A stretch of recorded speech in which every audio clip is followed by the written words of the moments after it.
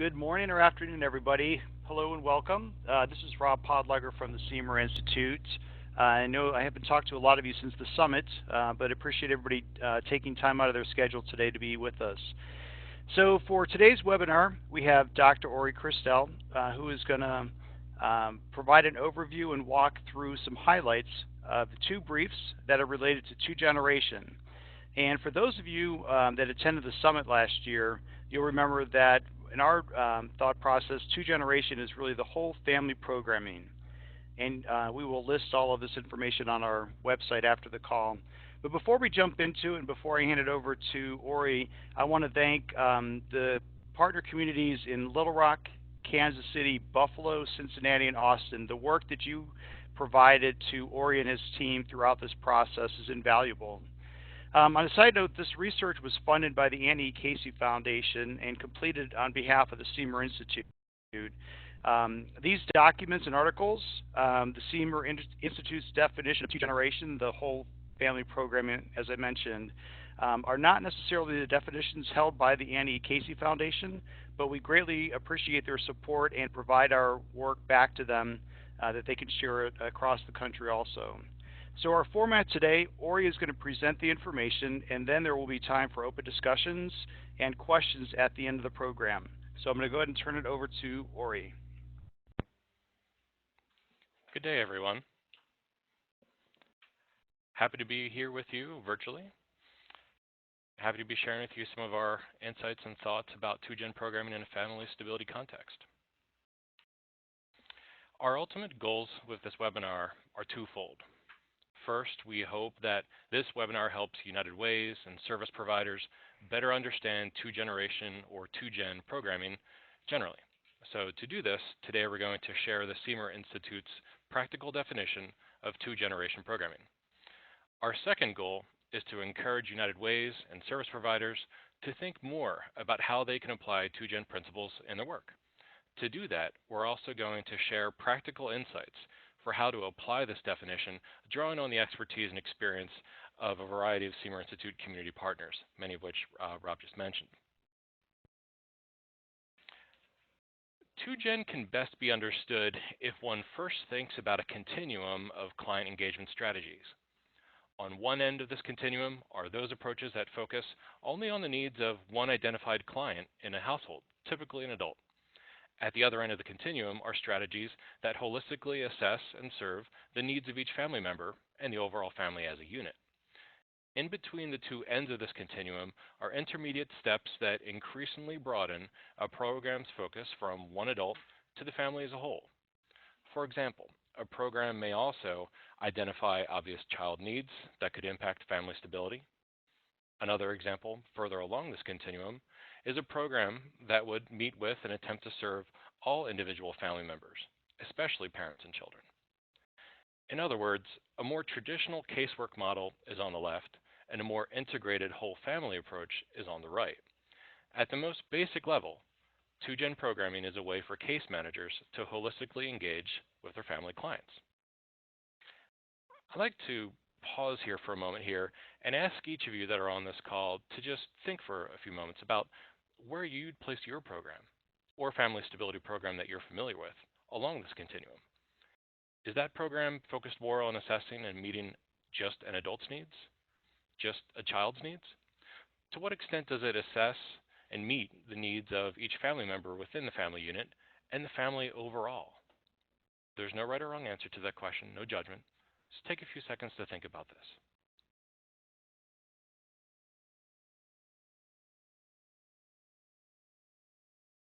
Let me give you a concrete example of how a hypothetical family could be served differently by programs with different approaches. Imagine a family comes into your program, a single mom and her daughter, Jane. Let's assume that the family and the case manager jointly identify a specific domain where the family needs support, education. Programs that focus only on the needs of one identified member of a household, say an adult, might refer the mother to GED assistance, possibly providing bus passes or other direct transportation assistance to pursue that higher education.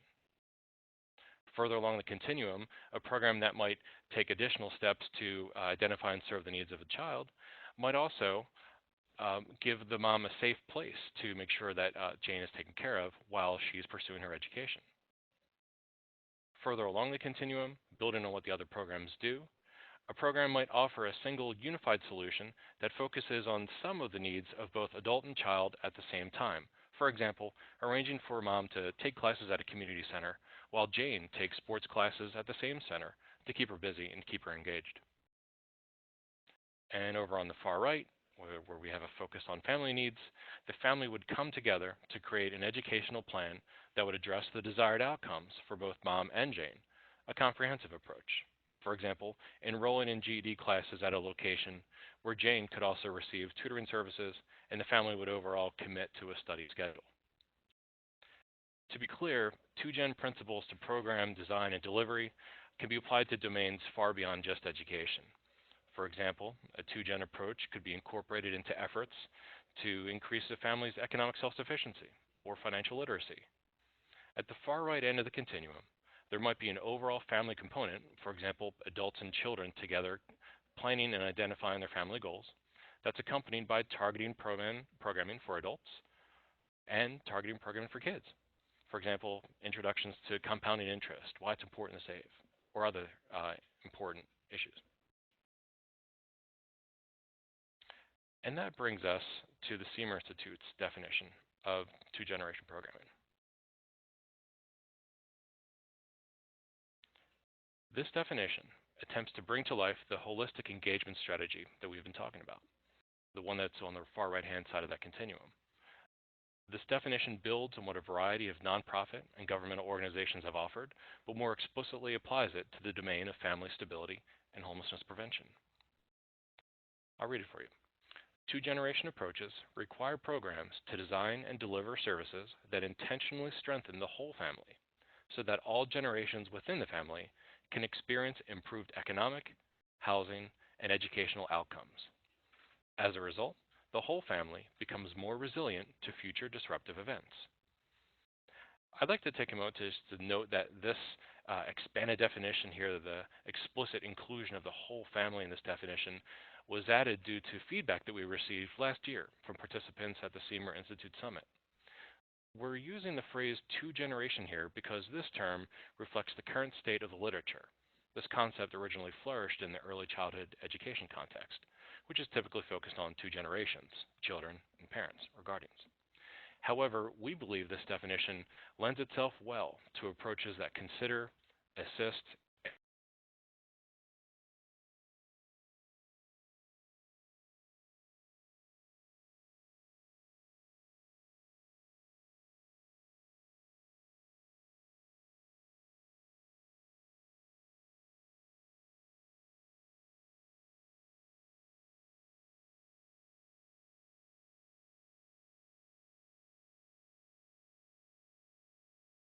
two-gen is inherently a strength-based approach. So how can these families' natural strengths be leveraged to help them move from where they are to where they want to be? One caseworker that we spoke with in the Siemer Network was working with a family that included a mom, her 20-year-old daughter, and two much younger children. This is a great example of how they used 2Gen to for the entire family's goals. The older daughter was a really big help to her mother in terms of childcare and household tasks, but the 20-year-old daughter seemed to be chafing in that role a bit. The caseworker discovered through a number of conversations and a number of goal-setting discussions that just with a little support, including finding an educational focus that worked for her, the 20-year-old was much happier with her role within the family and outside of it. By setting boundaries, getting focus on her life, or in her life, the 20-year-old was happier assisting her mother with the younger children, and the mom also learned to respect that the 20-year-old also had goals that she wanted and needed to fulfill. Another case manager that we spoke with suggested that this kind of two-gen approach really draws on and capitalizes on the natural strengths that many multiple generation families already embody. This one case manager said to us, multi-generational families are often very effective when they work well together. They figure out how to capitalize on each other's strengths. This kind of approach, this two-gen approach, also provides an opportunity for small wins. It might be self-explanatory, but it's worth underlining.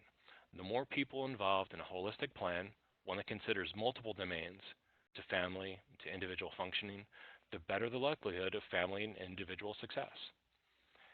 Why small wins? Well, it might not be feasible for parents to attain a GED in 6 months or for however long they're involved in the program.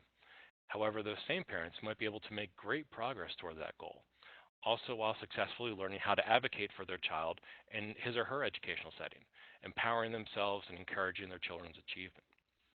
And there's obviously a good amount of research out there to suggest that parents who receive case management services are highly motivated by and for their children to win and succeed at the goals that they've set for themselves.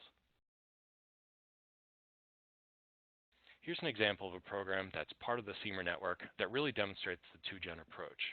Not only does it consider the family as a unit with both high-level challenges or needs, but it also considers the individuals within the family unit, both adults and children, who have their own specific needs. This program uses scholar houses, or residential programs where parents who are earning an associate's or bachelor's degree live with other parents who are in a similar situation. There's on-site childcare and tutoring resources, both for the adult and the child. This helps to build social capital for the families that are involved in this program by encouraging and facilitating peer support. And ultimately, it helps parents develop strategies by seeing how others can handle the multiple demands that are involved when you're pursuing higher education. It's worth noting here that building social capital and a supportive social environment are all activities that are associated with building resiliency. Many families faced by housing instability may not have much social support, so this approach is one way to help them build that asset. And I want to be clear here, a two-gen approach in the domain of family stability and homelessness prevention does not require a residential solution. As an example of this, another service provider that is part of the Siemer network helps to build social support among families that are experiencing similar stresses and situations in the educational context, but in a non-residential setting. So this program also facilitates group sessions of parents who are meeting and having discussions with their children while those children work on school-related tasks. And of course, this helps to develop social capital, the similar creation of social support networks, and encouraging peer-to-peer brainstorming of solutions.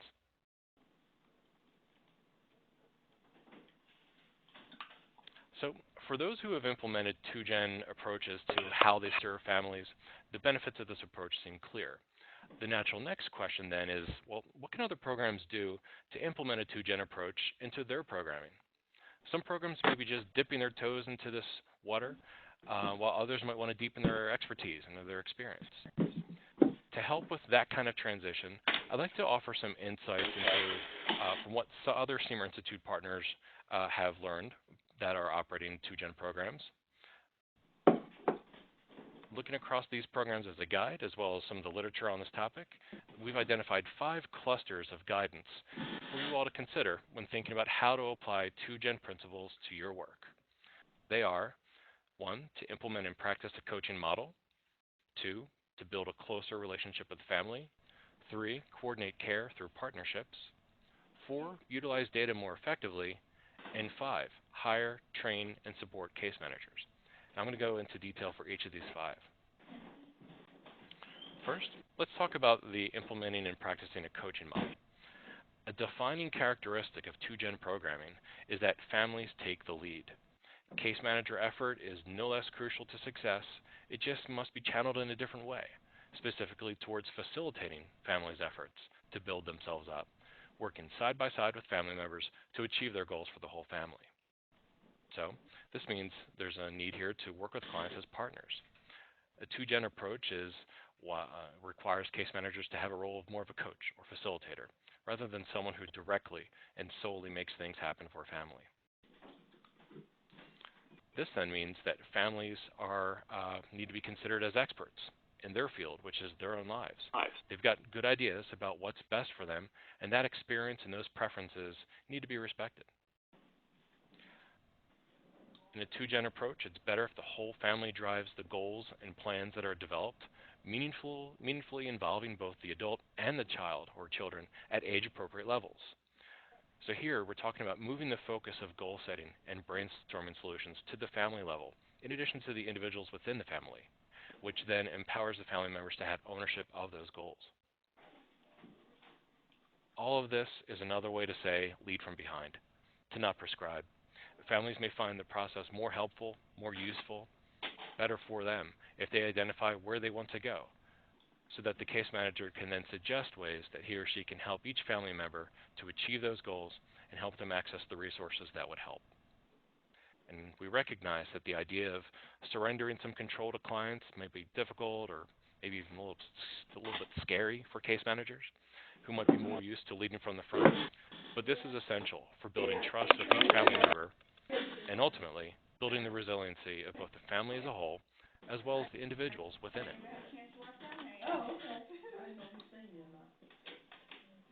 We've stressed from the beginning that a program with a two-gen orientation is one that's structured to serve the whole family. Such programs encourage the whole family to work together so that they all can move forward together. This may require efforts to rebuild or strengthen trust, both within the family, within or between individual family members, as well as outside the family with the case manager. One case manager suggested that the phrase whole family is something that parents intuitively understand. A program's use of a two-gen approach might be a little bit different from what families have experienced up to this point. Therefore, it's important to set this context or this orientation, this expectation, so that case managers' questions and behaviors don't offend or surprise families, especially the adults. Another case manager that we spoke with said she encountered much more resistance to queries about family goals and priorities before she learned to help set expectations during intake by explaining the purpose of her program, and therefore, which is to strengthen the family's ability to be stable. This one case manager told us it can be kind of weird to jump from housing counseling to asking about kids if it's not set up right. So there's a practical guidance there for you about this. It helps to really know who you're working with and developing relationships with all family members. If a person's in crisis and comes to the program simply expecting to receive housing or rent assistance and encounters a case manager who's asking questions about the adult's kids and how they're doing in school, meaning their grades, their behavior, their social situation, this has the potential to be really strange and off-putting. And it might especially be the case that it's strange or off-putting if the parent has had a negative previous experience with other kinds of entities like Child Protective Services. We heard multiple times from case managers and program directors that the goal of these efforts in a two-gen approach is to help the client understand that the program serves all family members, encourages their working together as a unit, and builds on the strengths of everyone in the household. With this context, questions about children and grandparents seem less threatening and more natural. One case manager told us, be honest when you're meeting with your families about how the dynamic of meetings will be up front. In other words, that it's a safe place for them. And in the event that parents have an immediate negative reaction to this kind of approach, which might be different from what they're used to make sure to allow some time and space for the relationship to grow. Implementing a two-gen approach doesn't need to be 100% fully implemented or realized or practiced with each family right away, as long as the structure's in place. As one case manager told us, this eventually gets them, the clients, the families, the adults, to full engagement when they understand that the case manager is there as a guide to support them and not to run everything in their life. Another case manager told us, I often see people in the very worst days of their lives. It can be really hard to get them thinking about what their vision or goals are for the family in that moment. But with a little bit of coaching and the right tone and a little bit of time, the adult can get there. Meeting families where they are and providing the assistance they need is central to this two-gen approach. As one case manager put it, we bundle the services they need. If we offer too little, they'll be stuck. But if we offer too much or too many services, we create dependency. The best way forward is to let them be the leader because people are the experts on their own lives. Folks are really resilient, and we need to give them credit for that. Another case manager said, success is when a family's experience with our program feels like they've experienced like a package, not a group of a la carte services bundled together. And so then this, to us, suggests there's a strong need to coordinate care through partnerships. And to do this effectively, then Siemer Network Partners suggested the following: to look for trusted partners to fill the gaps, to not try to be, don't attempt to be the expert in everything. For a two-gen approach to be fully effective, it's really important that all partners are on the same page with each other and with the family. The better aligned they are with one another, the better the outcomes are for the family. And to this end, training in collective impact models can be helpful. And I'm going to go into that in a little bit more detail in just a moment. And I know that working with schools can often be difficult, but if it's a part of your strategy in terms of how your model or program is set up, then it's really important to be physically present there. That's what we've heard from our conversations with the case managers across the network. One person that we spoke with said it took her 3 years of being a constant presence at the school before she was able to access select attendance data, which helped with her managing and coaching of a family. Finding the correct point person at that school, one who had the willingness and the capacity to assist, was crucial to that success. And because the teachers and the staff at the school knew who she was and what her program did, those school teachers and members of the administration began to naturally turn to her more often, to trust her more often. And because she was accepted as part of the fabric of the school, she was able to better understand that environment and its resources, which ultimately helped her to become more effective while coaching the families who needed to navigate the school environment. So we've heard from a handful of Siemer Network partners that training in collective impact models can be helpful. Here's one example of what one program has done. When families enter this particular program, the head of household completes with the case managers or caseworkers' assistants the Arizona Self-Sufficiency Matrix, or a variant of that. And this instrument, of course, identifies where an individual and the individual's family is on a number of different domains, from housing to income to childcare to family and social relations, among many others. Well, this program has taken the time to honestly determine how its core services align with different domains on that matrix. And this means that the program has also identified a number of domains where it isn't as much of an expert, or perhaps doesn't have the sufficient resources to become an expert on those domains. And so for those domains, the organization has built relationships of trusted partners who can complement their core services. The point here is that there was and should be a regular, honest assessment of both what your program excels at and what areas your families and clients could benefit from in terms of quality partnerships with others. And that once you start traveling down this path, you should keep traveling it, to regularly meet and talk with your partners to ensure that all parties are sharing the same goals, similar strategies, and of course the desire, which in this case is to help the whole family stabilize their housing situation.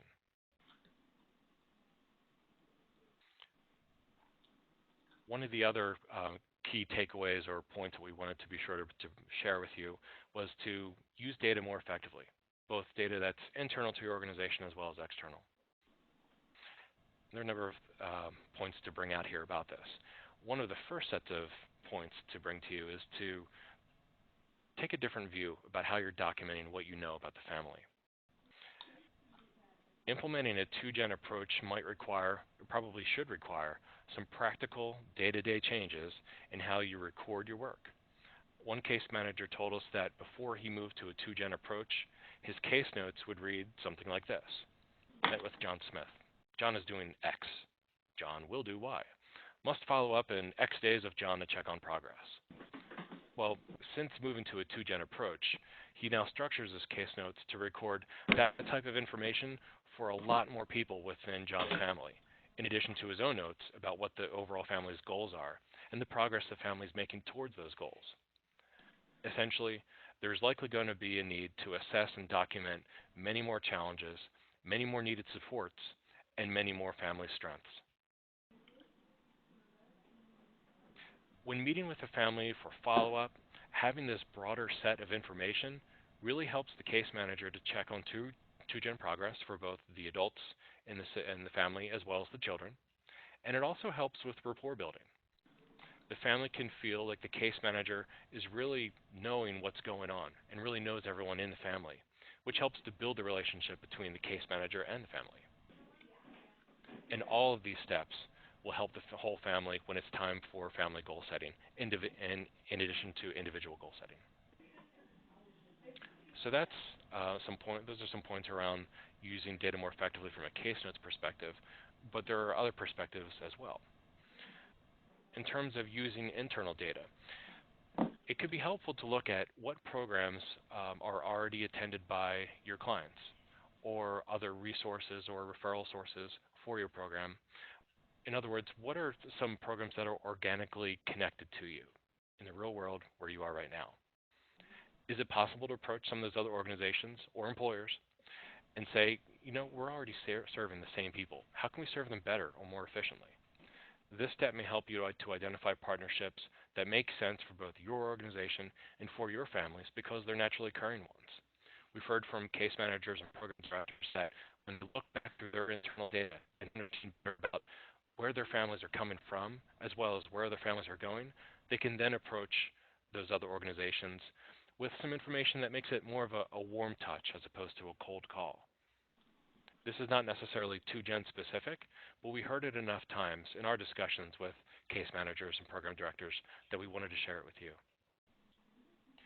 In terms of quality assurance or improvement, if you're committed to partnering with families and leading from behind, you need to be sure to include them when designing your efforts to evaluate your program. A static, unchanging evaluation rubric may not lend itself well to families who have individualized work plans that are dynamic and shifting over time as certain challenges are met and other ones crop up. The families need to have a voice in this. And lastly, we have here make a stronger case with funders. Again, this point's not necessarily specific to 2Gen, but by conducting regular internal reviews, for example, what services are being provided, the results that are being achieved, what your plans are for the future, you're going to be better positioned to persuasively communicate your program's outputs and outcomes to funders, board members, and the community at large. These are some of the points that were shared with us, especially by program directors who are responsible for an overall view of their program's work. Shifting to hiring and training and supporting case managers, the 2Gen approach may be a natural fit for many case managers out there, but there are some who may struggle. So, when hiring new case managers or caseworkers, organizations need to screen for individuals' willingness to do a number of things that can make 2Gen more likely to be successful. That includes working with clients as partners, which we've discussed, meeting with clients in their homes or other community locations if you're using an outreach model. Many programs may already be doing these things, but we think it's worth mentioning. Ultimately, having the right case managers involved is important for 2Gen to be successful. In terms of training, the 2Gen approach requires some familiarity and practice with a number of different models that may be a little bit different from what you might be currently using. They are two to bring to mention. One is family-centered coaching. This helps to create a sense of safety, mutual respect, and empowerment. And another relates to trauma-informed care. Trauma-informed care provides an understanding of the impact of past trauma on current behavior, as well as physical, emotional, and mental health. And both of these concepts reflect a broader idea that when partnering with families, it's appropriate and useful to recognize that they are experts on their own situation. And it's worth noting that a secondary benefit of incorporating trauma-informed care principles into service delivery is that staff can be better equipped to identify secondary trauma among their peers, which can help foster more and potentially better self-care. Many of the programs that we spoke with as part of this effort are implementing these different models as part of their practice, as part of their approach. I'd like to talk a little bit about supporting case managers as well. 2Gen programming undoubtedly takes more effort. Case managers will need to consider how the whole family is functioning and the resilience of each family member. More challenges and issues will be uncovered for more people in the family. And overall, there's a good chance that this approach may increase case managers' work, at least initially. So, this suggests that caseloads need to be monitored more closely. A two-gen approach is not an easier way to serve people, although ultimately it may be more successful. Because of that, the burden on individual case managers may increase. So administrators need to plan carefully about how to ensure caseloads don't get unmanageable or overly stressful. And there's a call here, a suggestion that we've heard again and again to support and encourage out-of-the-box thinking. A two-gen approach dovetails nicely overall with how the Siemer Institute's how that approaches this issue, especially with its flexible funding model. One case manager mentioned to us how much she appreciated using the funds from the Siemer network to buy beds for children, which are often overlooked in family stability efforts. Beds she maintained were critical for kids. She said they help them sleep better, which improves school functioning and behavior within the family. It improves their self-esteem, makes the housing situation feel more permanent. Another case manager told us how they were able to use these funds to buy clothing or school uniforms, which helps children to navigate the social pressures of a school environment to fit in better. One program director that we spoke with said the whole family approach really re-energized our case managers and made them feel like they were a part of something larger, seeing the impact on the entire family. And this approach got them excited about the work that they were doing and the impact that they could have.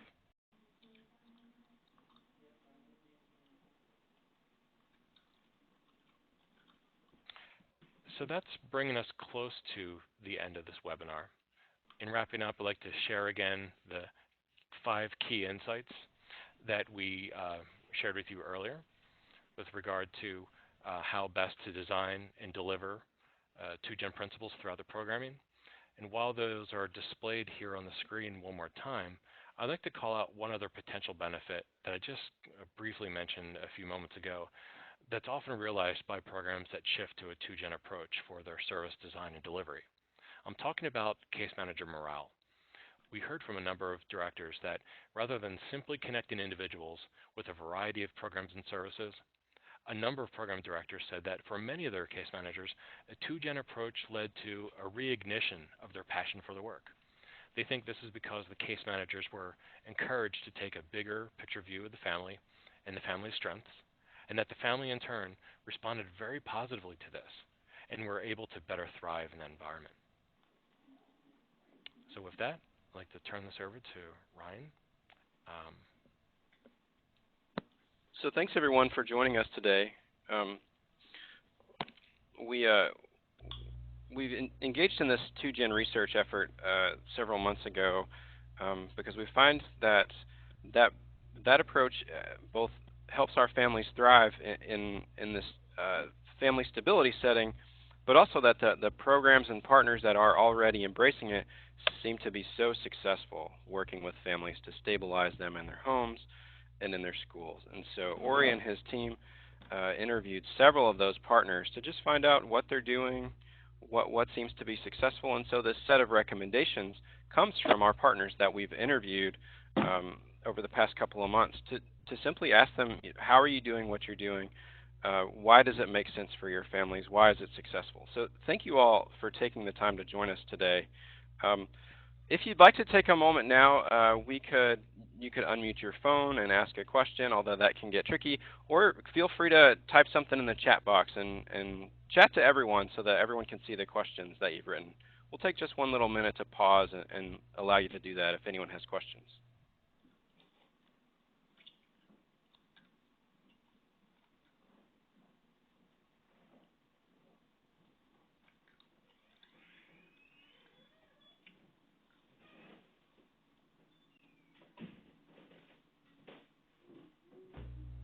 One question that just popped up is whether the PowerPoint will be available in the future. And yes, we'll definitely provide the PowerPoint. We're also recording this webinar and we'll post it on our YouTube channel. So go to YouTube and search for Siemer Institute, and the recording of the webinar will be available if you happen to want to share it with someone.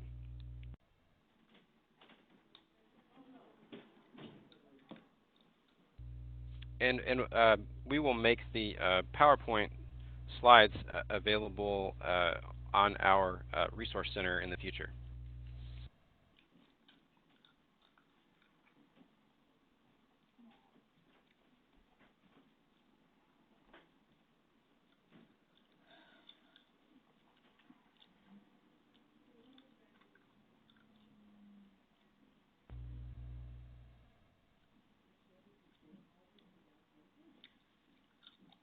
So is there a published family-centered coaching curriculum available?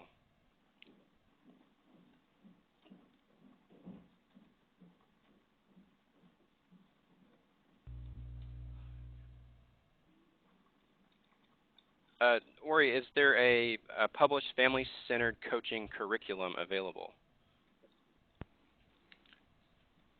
Yes, there is, and I believe it's offered through the Kellogg Foundation. We can work with Ryan to make sure that that information is shared with the network as a whole. Yeah, there's some good resources there for organizations who are interested in learning more about that model and that resource. The next question, and I don't know if we know the answer to this, do the organizations that you highlighted have a shared data system? I'm not sure if that came up in the interview that you provided. You're saying no, that we don't, that's not a topic that you covered? Correct. That's not a topic that we covered during the course of these interviews. We could quickly reach out and find out, and maybe post a few additional notes when we post the slides to this webinar, and find out if that's true. Unfortunately, I'm not sure.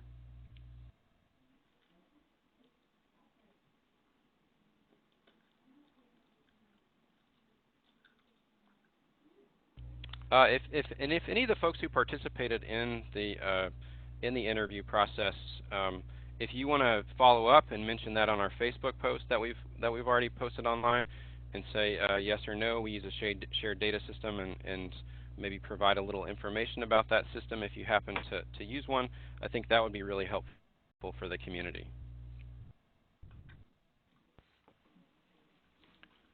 And this is Ori again. I wanted to mention also that in addition to thanking everyone, we'll come back to this thank you slide in a moment here, but we also did compile a number of additional resources for those who are involved with this webinar to consider and to look at if there's anything in here that you heard that you want to learn more about.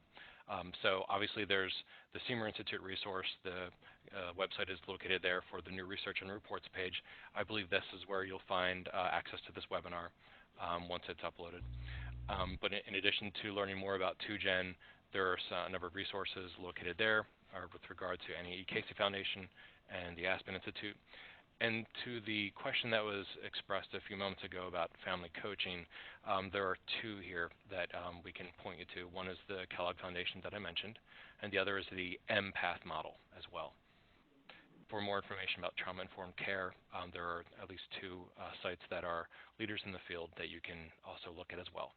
So we hope that you find all those resources useful as you consider this more.